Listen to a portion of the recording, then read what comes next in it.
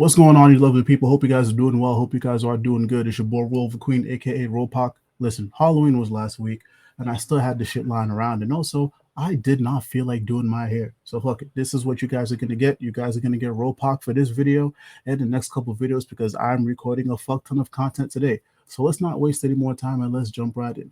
We've been talking about it for a good couple of videos now. It looks like Bendis is coming back to Marvel. Now, this is not confirmed. Nobody has officially said it, but the breadcrumbs are there. Miles Morales is about to hit a certain anniversary, and also we have a lot of changes coming to Marvel with the ending of the Ultimate Universe, aka Ultimate Endgame, and also Marvel Armageddon, which we talked about a couple days ago. So it makes sense that Bendis could potentially come back to Marvel. So I figured, hey, let's take the time and let's do a little recap of Bendis's previous stint at DC. All right, because hey, sometimes the past does a good job of informing the future.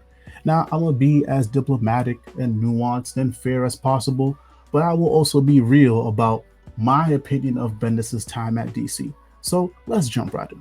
So when Bendis was announced back in, I think it was like 2017 or 2018, I was pretty excited. I was still fairly fresh into the comic book game, but I had some knowledge of Bendis' work. I read Secret Invasion, I read New Avengers and Avengers, and I also read Avengers versus X-Men. So I'm like, hey, if this is the type of energy he's bringing to DC, by all means, let's see how it goes. When he came on and took over Superman, I wasn't mad at that. I know people enjoyed the Peter Tomasi run. They loved the wholesomeness with Clark and John, and y'all liked the Super Son shit. I was so happy that that bullshit was over. I did not care about it. Like, I was like, please, I need some Superman with some grit, some raw, some bombastic shit, and that run was not giving it to me. But to be fair, I was getting that in Dan Jurgens' Action Comics run. So I was more sad that we were losing Jurgens' Action Comics than I was Peter Tomasi's Superman. Bendis comes over, he takes over both books, and I enjoyed the first two arcs of Superman. All right, I enjoyed what happened with Zoll. You know, yeah, I know it was a different take on what happened with Krypton, and yet there was a lot of crazy shit happening then. I was like, hey, you know what? How come what's happening here isn't reflected in other books? I'm like, you're taking some pretty big swings over here, but you know, I digress. All right, and then of course we had the whole controversy with him aging up John, which I had no problem with. I think John Kent is a better character now that he's aged up instead of him running around with Damian doing Super Son shit. All right, I said it in previous videos. All right, yeah, Super Sons had its time. I get that it sold well. I get that it was popular, but that well was always going to run dry eventually. So I'm happy that Bendis took that leap and made that change. Same with Action Comics. I really enjoyed the Invisible Mafia stuff. I really enjoyed the build up to Event Leviathan, but what I noticed is that after Event Leviathan, both Superman and Action Comics, they just started doing some weird shit, dog. Now, to touch on Event Leviathan, I liked the idea of us getting a story of, hey, somebody's trying to take down the shadow agencies of DC Comics. And also, as a Green Arrow fan, I really did appreciate that Ollie was out here doing something, because at that time, his last ongoing run had ended, and a lot of Green Arrow fans were wondering, hey, you know, is Bendis going to pick up these plot threads? This motherfucker didn't, all right? The shit just went ignored. But I did like the lineup, you know, and I did like some of the dialogue, but when it came down to like the nitty gritty of the story, the shit was whack. There was barely any action. You know, it seemed like we wasted 6 issues for a whole lot of nothing. And I think Bendis blew his load getting both books ready for Event Leviathan, because after that, like I said before, both books just started doing weird shit. You had the Superman reveal, which a lot of people didn't care about, and ended up getting retconned or reversed later on by Williamson or PKJ. And then you had that weird arc after Event Leviathan where the Justice League was fighting. I think it was either Leviathan, they were fighting Mark Shaw or whatever. But yeah, it was just weird, man. A lot of the stuff didn't make sense, and it just seemed like Bendis was actively fighting against continuity. Like, I vividly remember picking up an issue of Superman. Right after Alfred then got his neck snapped by Bane, this nigga Alfred is running around. How? How?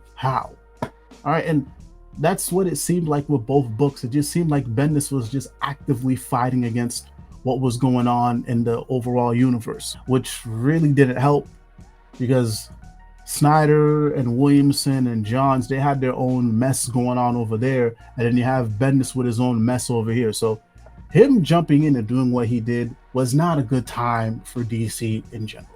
And I think people were more focused on how the Williamson, Snyder, and John stuff would gel together versus how Bendis' stuff would gel together. Like, that's how bad he shit the bed with both books. Also, you gotta talk about the Wonder Comics line, and then you had the stuff with Young Justice. He made that big change with Tim. Instead of Red Robin or whatever he was going around looking like a fucking UPS worker called Drake.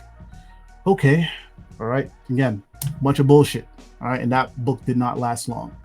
I think the only thing that lasted from that imprint or that era was Naomi, and even then that fizzled out. Naomi season 1, from my understanding, was pretty good, but then after that, didn't really care about Naomi. That takes us to post-death metal, where all continuity matters now. All right, and the landscape is ripe for a new Justice League book. So I'm thinking, all right, cool. I may not have liked what Bendis did with Superman, Action Comics, Event Leviathan, and so on and so forth, but you know, maybe he could bring some of that Avengers and New Avengers or Secret Invasion energy to Justice League, because Justice League needed it. It really did. And I have a video which you guys should check out where I go through that entire tumultuous period of Justice League. The first run was really good. Okay, Bendis is working with the DC Universe. Okay, Bendis made Green Arrow the leader of the Justice League because Batman was broke. I was like, you know what? Okay, let's cook. He put Naomi with the Justice League. He put Black Adam on the Justice League. I was like, yo, we cooking with gas over here. Yeah, but after that first arc, oh yeah, the shit was not working. We had the same problems that we had with Superman and Action Comics. This motherfucker was throwing shit out of the wall and just ignoring continuity. But I will backtrack. The only good part about that Justice League run was the fact that Checkmate, which was the sequel to Event Leviathan, came out, where Roliver Queen was more of the forefront there. And like I said, he was the leader of the Justice League. So we got a really cool arc in Justice League where Green Arrow's loyalties was being tested because he's running around with Leviathan, and then he's running around with Checkmate, and then he's also running around with Justice League. And I think that was some good character development for Green Arrow, and that helped set the stage for his ongoing series. All right, so that was the only good part. But the rest of the Justice League book, or his run in particular, yeah, nothing. It was just some bullshit. It was no surprise that Williamson came over, took over Justice League 75, killed off the Justice League, we got Dark Crisis and so on and so forth. The only two things that really popped for Bendis at DC was one, Naomi, the first season, and then the COVID book that he did. Like, remember when DC was just dropping a bunch of random books? He dropped the Batman book, where he did random adventures with different heroes of the DC universe, and people liked that. They liked it a lot. I think that was one of the more positive things to come out of the COVID era. That book was beloved so much that when Tynion announced that he was leaving Batman, Bendis' name was in those conversations, right? People were throwing his name out there. Yo, Bendis should take over Batman and do XYZ because he did that really cool Batman book during COVID. But I think that's about it. The rest of his time, people stopped caring about Bendis. And again, it was no shocker that the exclusive contract that he got fizzled out. He was no longer exclusive. He was free to do whatever, and then he just stopped doing work at DC for a while. To sum up Bendis' time at DC, do I think Bendis coming to DC was a mistake? No.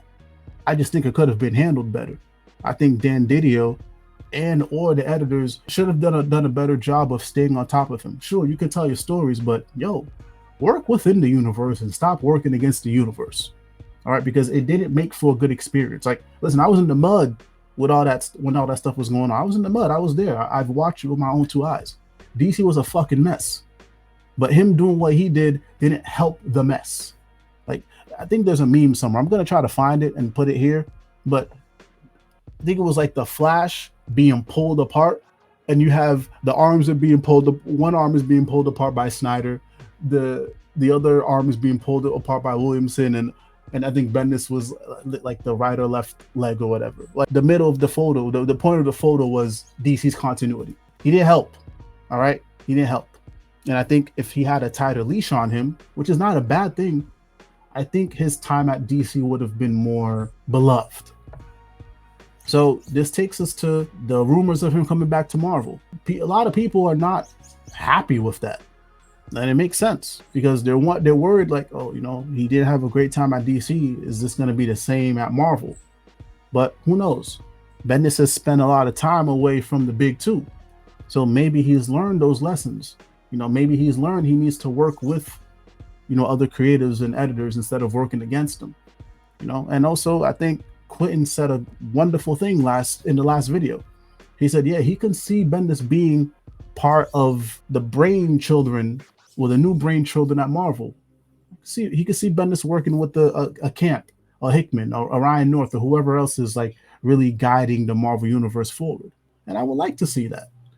You know, he's gonna have to work with Camp regardless, because Camp is really pushing miles in this story. All right, he can't work against him. I mean, he can, but it wouldn't make for a good reading experience. You know, he's gonna have to come into the fold and, you know, lock arms with everybody else. That's not a bad thing. It's not a bad thing. So I'm excited. Excited is a very big word. I need to stop using the word excited. I'm curious to see, one, if this rumor is true, and two, if it is true, how will it work? So let me know what you guys think down below in the comments. What did you think about Bendis' time at DC? Did you hate it? Did you love it? And what do you think about the rumors of him coming back to Marvel? Do you think it will be a good experience? Do you think it will be a bad experience? All right, let's have a conversation down below. And if you enjoyed the content, please be sure to hit that like, hit that subscribe button, and turn on your notifications. Much love, much peace. It's your boy, Roliver Queen. I am out.